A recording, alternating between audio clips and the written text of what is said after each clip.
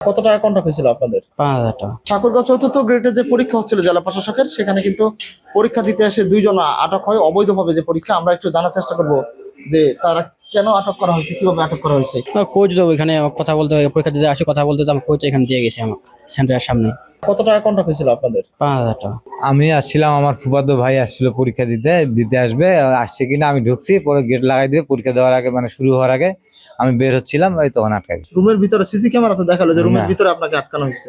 রুমের ভিতরে না, এখানে গেটে, মানে সিসি ক্যামেরা আছে তো? হ্যাঁ গেটে আটকাইছে। ফুফাতো ভাই ঢুকছে কিনা এটা দেখার জন্য। আপনার হাতে কেন অ্যাডমিট ছিল? এডমিট যে প্রিন্ট দেওয়া যায়, তো একটা এডমিট তো বেশ কয়েকবার প্রিন্ট দেওয়া যাচ্ছে পরীক্ষা না। দিতে আপনি আসছিলেন? না, পরীক্ষা দিতে না, এমনি দেখার জন্য। পরীক্ষা ঠিক পরে কত টাকা দিলেন? না না, পরীক্ষা দেই নাই, এমনিতে আসছে।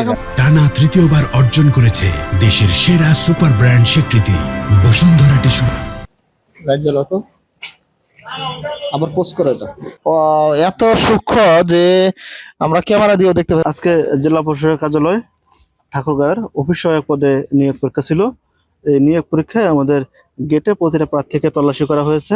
তল্লাশিকালে আসাদ আলী নামে 25 বছর বয়সী এক ভদ্রলোককে পাওয়া গেছে, যিনি ইলেকট্রনিক ডিভাইস সহ পরীক্ষার হলে প্রবেশের চেষ্টা করেছে। আর একজন নূর আলম, উনি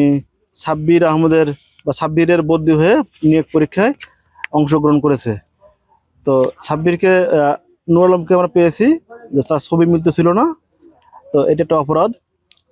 তো দুজনকে আমরা জিজ্ঞাসাবাদ করেছি, তারা তাদের অপরাধ স্বীকার করেছে এবং অপরাধ স্বীকার করায় আসাদ আলী তাকে 7 দিনের বিনাশ্রম কারাদণ্ড এবং নূর আলমকে 15 দিনের বিনাশ্রম কারাদণ্ড দেওয়া হয়েছে।